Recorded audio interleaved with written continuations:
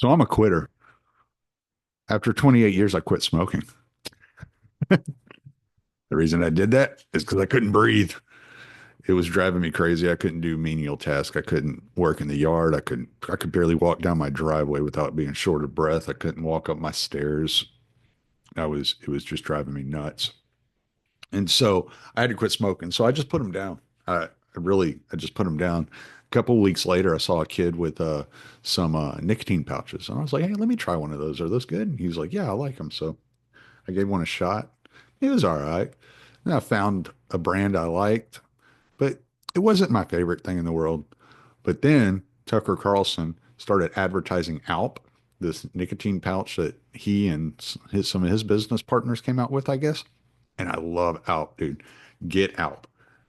I always I always screw up on the flavors though. So they have the wintergreen, which is what I use. They have the mint and the blue can, which is what you see in a lot of their advertisements. They have a tropical fruit. I've never tried it. I think I'll just stick with the wintergreen. I'm kind of like boring that way. I'm not gonna. I already have my order on recurring order, so I just stick with the same flavor. And if you use the link in the description below, you get 10% off your purchase of Alp. So go to the link in the description below, try get your Alp. If you order $70 or more, free shipping. I have it on recurring order for 3 logs. That's 15 cans. That'll last me a full month. That's right at $70. I get my free shipping. Boom. Alp comes right to my door. Actually, it comes to my post office, but you know what I'm saying. So go to the link in the description that says Alp on it. Go and purchase you some Alp and get your 10% off. Order $70 worth and get your free shipping. Set it up for a recurring order. You never have to worry about stopping at the store for nicotine again. I love my Alp, man. You got to get you some. Soon we'll be joined by Batya Ungar-Sargon. Yes, I said that right. I was so afraid I would screw up her name, even though I've heard it said so many times.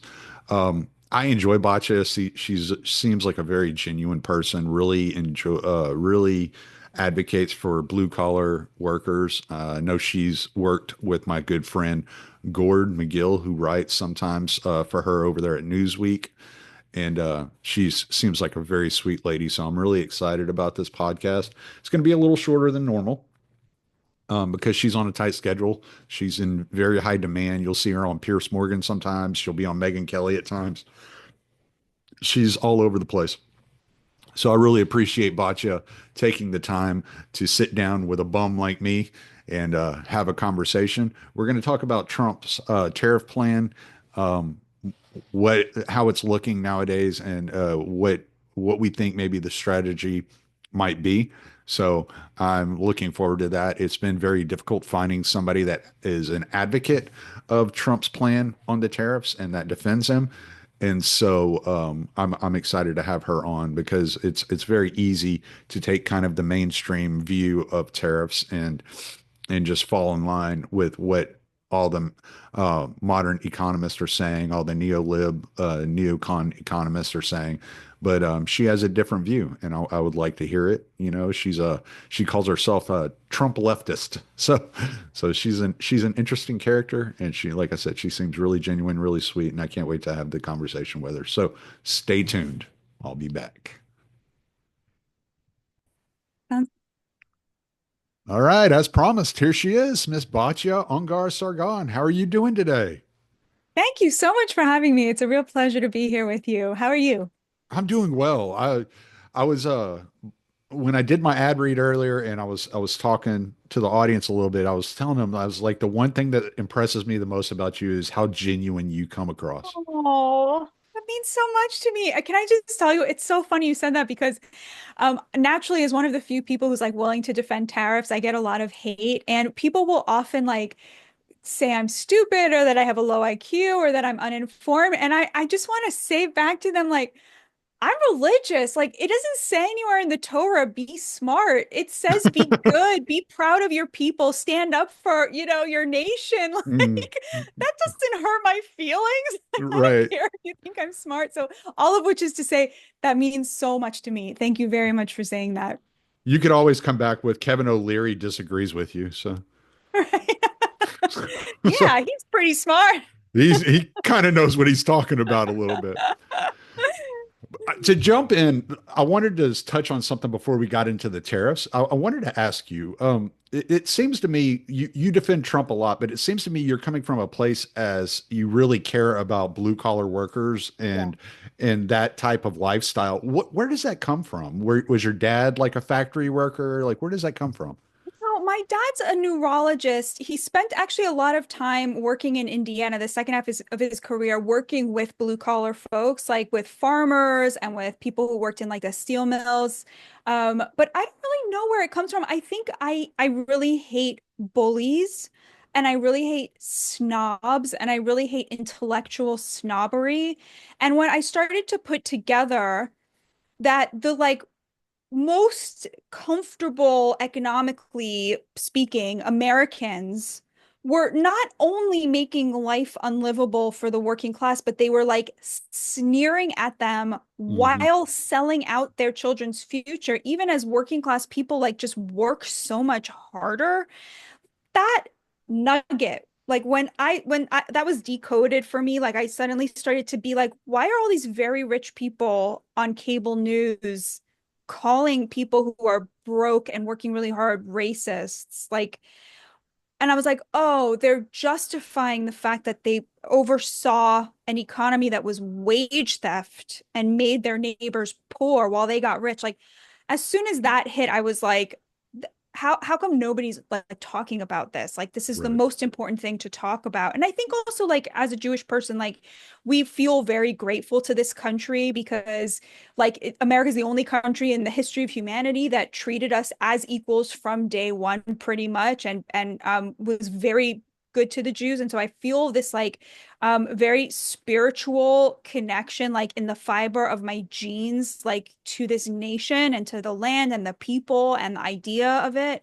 And but I think it's more just like I have a disgust at the disgust that I see from these elites when they talk about the hardest working Americans. So I think maybe it's from there, but I'm not really sure. It's a very good question. It was, yeah, I see everything you're saying. It was like they when they were telling coal miners to learn to code. Yeah. Like I was like, what is wrong with you people? Yeah. You know? It's just I don't know. It's so absurd. I'm And now just they're telling the coders, well, we need H-1Bs, right? Like it's you see like it's insane. It's right. insane. And Yeah. it's not like from like you could say, okay, it's benign, right? It would have been benign if like college professors made the same as truckers and looked down on them for not being well read, but they all made the Mm, same amount of money and lived in the same neighborhoods and everyone could afford a home and everyone's kids were equally safe. Like, okay, fine. That would just be like, a spiritual deformity in the elites. But right. it's that through that sneering, they oversaw like the squeezing of the educated into the economic elites and the squeezing down of the working class. Basically, you have a lot of people who work really hard and are still broke. And it's that makes it like a crime, like totally criminal. Like they used their contempt to disinherit their neighbors so that only they could afford to buy homes. So now they have less competition in the housing market, right? Like the Right. whole thing is just like, yeah, Well, one of the things that Gordon and I talk about a lot because we're both truck drivers is that, when you look back to like the 80s, if you adjust for inflation, the average truck driver was making about $110,000 a year. And today, the average truck driver makes about $43,000 a year. horrifying. And then when I was driving over the road, which thankfully I don't have to do that anymore, but when I was driving over the road, there was this town in Mississippi I would go to, and the only thing they had there was an international paper. And so I would go there to pick up like those big rolls of paper to deliver to different locations. And I remember I would come out, and sometimes I'd be out of hours, so I'd have to stop for the night. And there was like a little parking area that I could park in. It was a little gravel parking area, and you would look around that town, and every business, all the boutiques, all the beauty salons, everything was shut down. It was like an economic ghost town. I often, because my wife's from South Africa, I often compare it to how it looks in some places of South Africa. Like the third world has come to America, and it's come to these small towns to where they've shut down everything and they've gutted out the industry. It's so horrible. And like when you think about what the people who were disinherited want, like they just want the most modest version of the American dream. And you compare that to what the people who did the disinheriting have. And it just like makes your blood boil. Yeah. So to get into the tariffs, I heard Chamath from the All In podcast. He was on Flagrant with Andrew Schultz a couple of Mhm. weekends ago, and he had made a great point, and I wanted to hear what you had to say about this. He said the Trump administration made one big mistake when rolling out the tariff plan is they called it reciprocal and they should have called it proportional. Mhm. And I thought that was an interesting point that he was trying to make there. To me, what they did was they took a world that was based on this idea that the American working class should like bear the burden of everybody else's upward mobility, making the elites of the rest of the world richer and richer and richer, including the elites here, and get poorer and poorer as a result. And that, free trade was like this ultimate good. Um, and he took a situation in which America was the patsy of the world. Everyone had tariffs on us, we had tariffs on no one. And in the span of 100 days, he made all of these other countries relieved to have a 10% tariff because Mm, he showed them what he was willing to do right. if they didn't play ball. Like he's not just the mobster who sort of picks up the bat and has it over his shoulder and says, nice stock market. It'd be a shame if anything happened to it. He literally was like, pow, pow, pow. Like show that he was not afraid to just destroy, like just take a wrecking ball to it. So that when he backed off and said, no, let's just 10%, 10%, Mm, I'll stop hitting you for a while. Like, let's see what you're willing to give me in return. That is like revolutionary. And I think it's like we're so used to losing and we're so used to having presidents just in Wall Street's pocket. We're so used to having presidents promise things and then do the opposite that it's like we don't really understand what he was willing to do. And what it's not like usually in America, a president takes on half of the country's politicians. mhm. And if you're a Democrat, you have 90% of the media behind you. So you're really taking on, what before Trump was a kind of like rump party. Um, but what Trump did was he took on both parties, because of course the rhinos hate this as much as the Democrats do. Right. He took on all the politicians, he took on all of the media, and he took on not just Wall Street, the whole of Wall Street, but the entire international global order and said, I don't work for you. I work for the American people. And like just the countries lining up to make these deals. And I was at a retreat where there were people who work for people in the administration, and they were saying like we're quite close to having some really good deals or frameworks to put on the table and say like this is how we're going to do it going forward. And I feel like to normal people, especially people like you, people who have seen supply chains up close, it's so obvious that like if we just put tariffs on China, they'll be like no problem and go to everybody else. Like you need a global association. You need a global agreement that we're not going to let China screw us over anymore. If we did it on our own, nothing would happen. Like this is so obvious, but to the elites, it's like, well, why did he have to go after our friends, Canada and Mexico? Well, because China's building car factories there. Like the most obvious things. And it's a combination of like, they hate Trump, so they have to oppose everything he does. They know nothing about how average people see things. This, I'm actually curious if you agree with me about this. It's been my experience so far in the last 100 days that like the people I know who have the least have been saying, you know what? Yeah, it might be a little harder for a while. Things might be a little more expensive, but it's worth it at the end of the day to have a better future for this country. And meanwhile, the people who have the most, like people on Wall Street, who will never not be rich no matter what happens, in the Hmm. stock market. These people will never not be rich who are braying and whining because the iPhone that they can get because it's produced by slave labor for $1,500 every year is going to be $2,500 for a couple of years. Like that's been my experience. Has that been your experience too? Yeah, I think what you're witnessing is like when you come from the lower class background, the blue collar background, and you work your way up.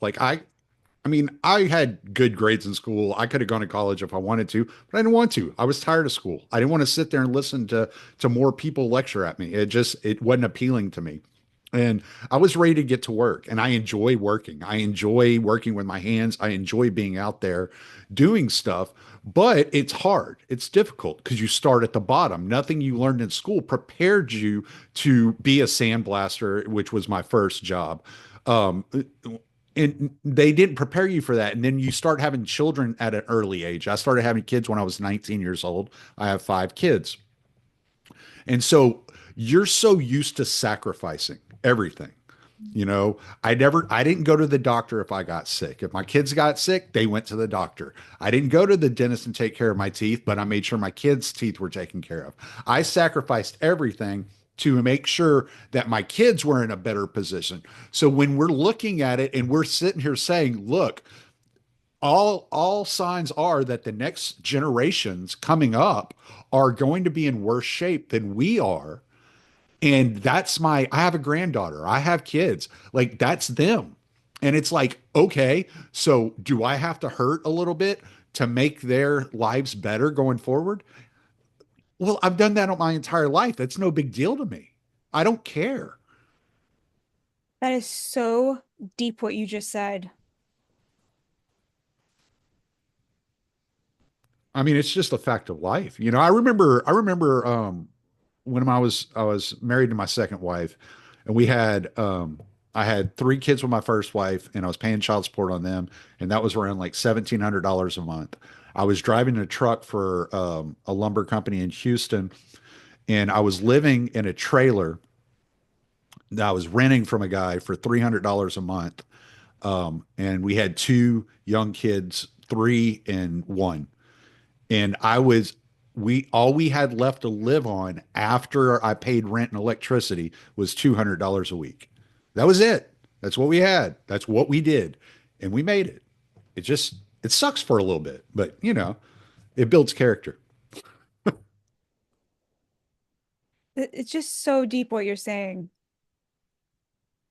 And like the 30% of Americans who've gone to college and the 20% of those who have had everything handed to them and the 10% of those who have made it into the elites, like they fundamentally cannot fathom like what you just said is unfathomable to them. I got in a conversation with a progressive one time about that entire situation, and she was like, "Well, that's what government assistance is for." And I'm like, "Okay, but they denied me government assistance. I live in Texas. They don't just give it away, you know?" And so it's like, all right, well, I didn't get it and I still made it. It's not, it didn't hurt me any. I mean, yeah, there are things that I deal with that I'm like, yeah, this is a remnant of, when I tore my shoulder muscle when I was 25 years old or whatever, working, but you just do it and you just got to do it. And my mom would have never tolerated me quitting. My dad never would have tolerated it. My mom didn't graduate college. She didn't go to college. She didn't graduate high school. She still makes 6 figures a year. It can be done. You just got to work, you know? And so, yeah, when you have those types of role models in your life and when you have that work ethos built into you, you're not looking for a shortcut. You're just looking to better your children's lives. And that's what it's all about. And so when I look at the tariffs, I'm like, well, the way things have been going for the last 100 years hasn't helped us out any. Let's see what happens. Yeah. Yeah. And I don't think people can fathom that.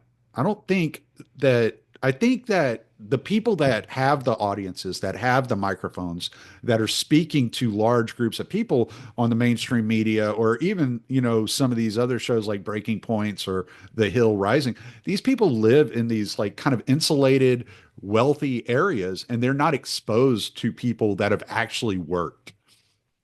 I think that's very true, but you better believe I'm going to be quoting this wherever I go. Well, I appreciate that. I'll send you a recording. So do Yeah. you in general feel like things are going well? For me, yeah. Like life is great for me. Like I'm so much better off now than I've ever been in my life. And it's not just because of Trump. I mean, there's, things like situations in your life like change and all the hard work that you've put in. I've been working full time since I was 17 years old. I started off as a sandblaster when I was 17. I mean,. That's hard work, you know. Mhm. I don't know 17-year-old nowadays that could do that work, you know, but it's what I had to do, and so all that dedication and suffering and pushing my body to the limits, like yeah, it's paid off. I'm doing well. I'm not. I mean, my wife says we're rich, but she's from a third world country. What does she know? But she told me the other day it was such a cool thing. We're sitting at the dinner table, we're eating. She makes like brilliant food. She's always cooking something wonderful, and we're sitting there eating, and she's like, I'm so glad we're rich. And I was like, we're not rich. And she goes, we get to eat what we want, when we want, and how we want. We're rich. And I was like, that's an incredible perspective. That's really nice. That is that is beautiful. My sister recently said something similar to me. She said, if you can put stuff in your cart at the supermarket and not look at how much anything costs, you're rich. Like Mm. she pretty much defined it in a very similar way. Yeah. And I think that's changed for me a lot over the last, I'd say, 10 years or so. That I go to a restaurant and order without looking at prices, like Mhm. stuff like that. And every once in a while, I glance at the price and I'm like, geez, when did food get so expensive? You go to Whataburger and spend $15, you're like, what happened? It's so true. Yeah. So are But you still doing trucking? I do. I work for a distribution center for a lumber company. So Mhm.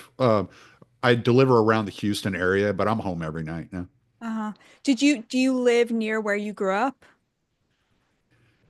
Yeah, I mean, I kind of grew up in a lot of places. My dad worked retail for lumber companies growing up, and we moved a lot. So I was born about 45 minutes away from where I live right now. But I lived in Dallas, Houston, Miami.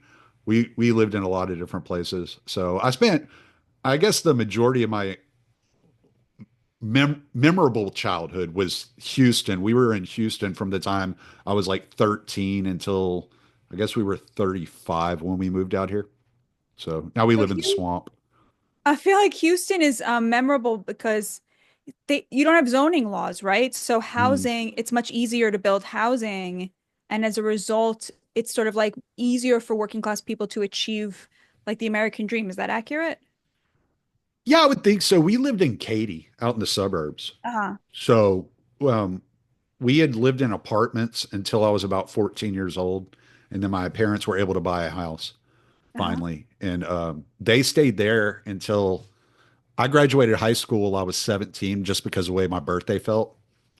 And they ended up moving to Waco, and I ended up getting my own apartment. Uh-huh. And so that's whenever the fight really began. I didn't know what I was in for. Now, did you But see today Trump had a new the administ it's being reported in Breitbart that the administration is going to require truck drivers to speak English? I saw Gord had tweeted that out, yeah, and I know that's something that he's been talking about a lot. So I'm glad. I'm like maybe they're finally listening to the guy who knows what's going on out there, So Yeah. even though So he's do you Canadian, it's okay. I know we forgive him.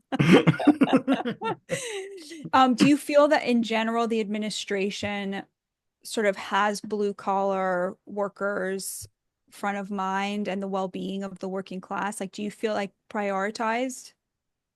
Yeah, I do this time. The first Trump administration, I was like kind of iffy about. I wasn't a fan of Mike Pence, and Mhm. as soon as Trump chose JD Vance, that completely flipped my view on who Trump was. And I was just like, Interesting. okay, okay. I mean, I always found him funny, and I was never like one of these. Trump haters. I was just kind of like, yeah, he's goofy. Let's go Mhm. watch Shane Gillis do impersonations of Trump, you know? That was like that was it. That was what I wanted, you know? And so it was just like he's a silly guy. And I'd heard the stories of how he treated the employees at, you know, his restaurants and stuff like that. And I've been a UFC fan since 1993. I'm one of the few people that started watching it when it was still bare knuckle. And Uh, so he saved UFC. So I kind of had a little bit of like affection for him for that. I don't know if you know the story of that, but that's an interesting story. I know Dana White's told it several times. So yeah, there's a little affection for Trump just on based upon those things, him handing out $100 bills to employees and stuff like that. I'm like, all right, he seems like a all right guy to work for, and you know, et cetera, et cetera. But I didn't really know, I didn't really understand what he was doing during the first administration. I was kind of watching and I was like, okay, he's not starting wars. That's cool. You know, I'm with the Libertarian Institute, so Scott Horton's always in my ear about, mhm. no, anti-war. We got to be anti-war. So I'm like, all right, I'm anti-war. Let's not start anything for no reason. And so, but yeah, today it seems like he's very much there's a lot more focus on the blue collar, the working class and what they're doing. And he seems to just kind of like not care about what everybody else has to say. And what really irritates me about the whole situation is listening to these multi-millionaire media personalities that get paid, $30 million a year just to spout an opinion. I'm like, dude, I spout opinions every day. Like, just most people don't care what my opinion is. They don't want to hear it because it's like, it's there's this whole idea in society that because they have been granted this elite status by Harvard or Columbia or whoever that somehow they're better, and it's like eventually you're going to get over that because I listen to some of these people talk and I'm like, these people are idiots. They have no idea what real life is like, and I just laugh at them. I heard somebody the other day who was trying to make the argument that an income tax is good for working people. And I was like, listen to yourself. Like, just listen to yourself. And then in the same breath, they made the argument that the reason that tariffs weren't going to work was because American workers expect too much money. And I'm like, you're the same people demanding a $15 minimum wage for McDonald's employees. Yeah, it's funny. They will often say to me, like, well, if Trump likes the working class so much, how come he hasn't instituted a $15 minimum wage? And I'm like, what do you think you can buy with $15 an hour if you live in Seattle or New York? Because it's not, you can't rent a Right, one-bedroom apartment. right. So it's not enough for there. But also, Hmm. like, let's say you're in the middle of Georgia, and you're working at McDonald's. Like, is that really a fair wage for somebody who, if they're a good employee, is going to be in that job for 1 year and then move up to manager and get benefits, hopefully, right? Like the whole idea is so dumb. Like the idea that, like, if only we could get, working class people in New York, $15 an hour, which is what, $25,000 a year, then we would really have made things better for the working class. Like Right, it's so dumb on its face, but they right. act like this is a gotcha. Well, where's his $15 minimum wage? Like it's so dumb. I would ask. I think they do have one issue, and I'm curious what you think about this. I feel like the healthcare situation is just abysmal, Mhm. and it's like the one area where I'm like, yeah, why don't we try Medicare for all? Like, why don't we try some public option where people don't have to choose between themselves going to the doctor and their kids going to the doctor? Like I feel like I like a lot of what they're doing in the Maha movement, like with the food, but I feel like it's Hmm. not enough. Like I feel like right now the healthcare industry is very much it's almost like a luxury good that like highly educated people in good jobs get to take advantage of, and the whole market price is set to what they can afford, kind of like the housing market in like blue states. But that a lot of people feel like they're not getting access to like affordable healthcare. And I feel like if the Democrats talked about that more, they'd be in better shape. What do you think about that? That's possible. I mean, I think there's a lot of problems with when you start talking about state-run healthcare. Hmm. You talk about people waiting in lines for months on end on Hmm. for basic surgeries. You look what Canada's done, and they've turned Right. to assisted suicide instead of helping people with depression and stuff like that. It's like weird, So you know. true. So there's like this kind of like this dystopian kind of like perspective that you could get when talking about that. But I think a big issue is when you have a $37 trillion debt, they're trying to drag down the deficit. And they're having a lot of trouble getting Congress to sign on to this because a lot of them are paid based upon increasing the debt. A lot of the lobbyists are giving them millions of dollars in order to continue their pet projects. And so Right. when Congress refuses to act on this, and we're sending the only reason that like countries like the UK or France or whatever can have this medical system that they have is because we cover all the expenses for their defense. And if they were Right. covering their defense budget, then their citizens would end up eventually losing all these medical benefits. And because we're spending so much money in order to allow them to have all these, social programs, we can't hardly afford anything, Right. I hear that. And I think that's a really compelling point. I think I hear people talk about that about Israel. Like we give Israel so much money and they have nationalized healthcare and we don't. And I think mhm, people are starting to feel like, maybe we should like be really thinking about like what we're, yeah, and the idea of like having our allies like carry their burdens rather than, right, I think also there's this thing about the gap between the percentage or the number of assets of US assets that are owned by international actors and the number of international assets that are owned by the US is like $25 trillion, which right, basically means that like in exchange for like cheap toys from China, like basically we've sold our debt, which is like selling our future. Like, mhm, and they have artificially inflated the dollar, which keeps their currencies low, which keeps their people poor, basically, right, but also keeps our people poor because it means that the product of the labor of the American worker is not competitive internationally because they're paying their people so little.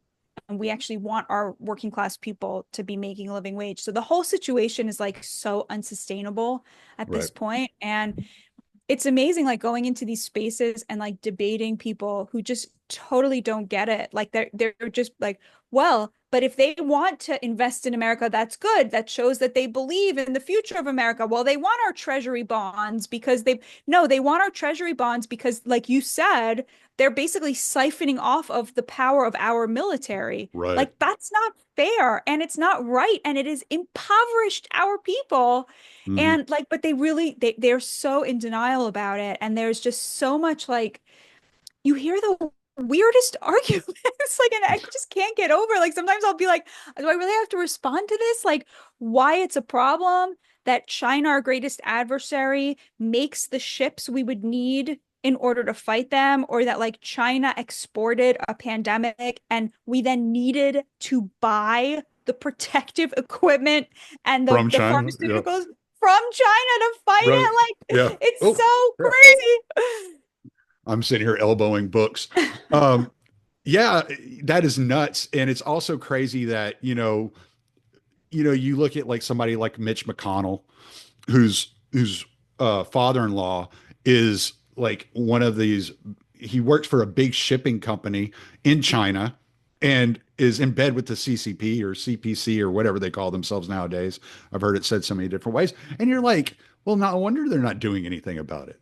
They're getting rich off of it, you know? Yeah, and I think like maybe even more controversially, like Elon Musk, like Trump really gets it because okay, so this I think that the whole Pete Hegseth situation was actually about Elon Musk, but they certain people who wanted it to be about Iran, like made it look like it was about Iran. But actually the guys that they fired had been involved with leaking the fact it's my understanding that Elon Musk was about to be exposed to war plans that we had with China and shown slides, about 30 slides of like highly sensitive weapons that we were Mm, developing to fight China. And when Trump heard about that, which he only heard about it because it was leaked to the media, it was Trump who said, and part of my language, but Trump said, what the fuck is Elon doing there? He has business interests in China. Make sure he doesn't go. That was hmm his message to his people. Like he gets it that Musk has a lot of conflicts of interest. So people often point out that, 87%, 85%, 84% of the Teslas that are sold in the United States are made in the United States. But 100% of the Teslas that are sold in China or in Europe are made in Shanghai. hmm And that's the majority of the Teslas that are sold. So at Right. this point, Elon Musk's entire fortune is bound up with the CCP and with the largesse of Xi Jinping. And like the idea that that's not a conflict of interest with a lot of the organizations he was then tasked through Doge with investigating, who were investigating him for all of these things. Like it was really problematic, and I'm going to be very happy to see him go, and not just because he's been wrong on the tariffs and wrong on immigration, and like I'm very grateful to what he's done. First of all, he's been very good to my people. He's been very good to the Jews, big friend of the Jewish people after October 7th. And I really, I'm very grateful for that.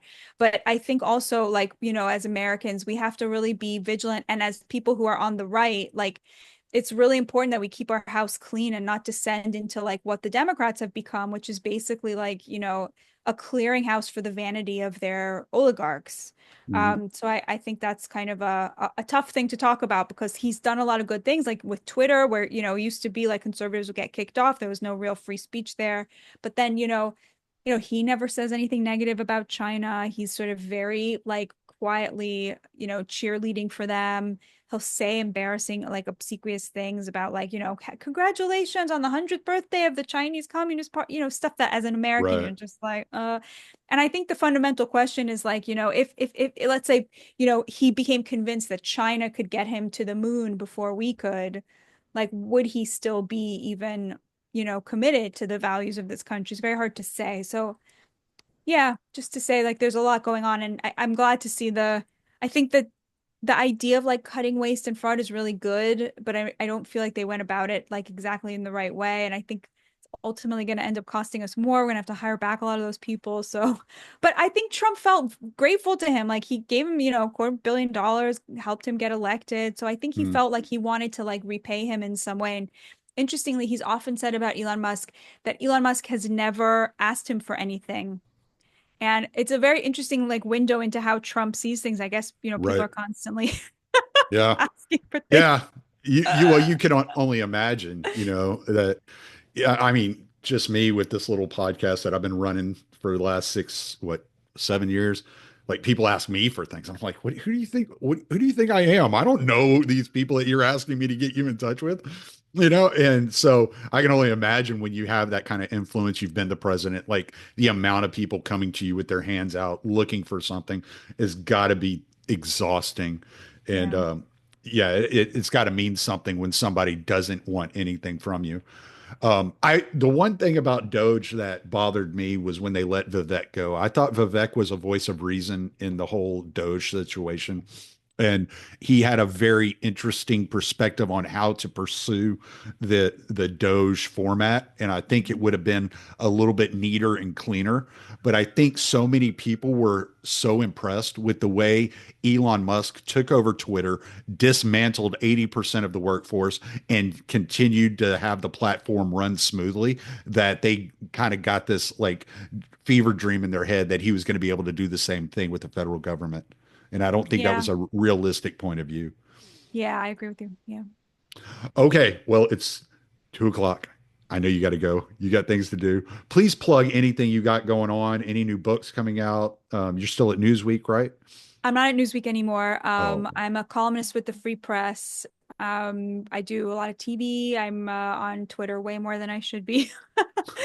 I'm working on a book, but it's not going to be out for a year, so I'll hold off on plugging it. But maybe I can come back and we can talk again I and would love when to it's have you back. closer to that. Thank you so much for having me. This was just such a pleasure, and I was very deeply moved by some of the things you said. So I'm very grateful to you. Thank you so much. Well, you keep it up. I love seeing you on Pierce Morgan arguing with Chank because I can't stand that guy. And my favorite though is when you're on Megyn Kelly. I never miss it when you're on Oh, Megyn Kelly. I'm thank like, you so I much. love it. Y'all two are great together. So you have a Thank great you. day and You too. be productive. Keep it up. Thanks. Take Thank care. you. Yes, ma'am.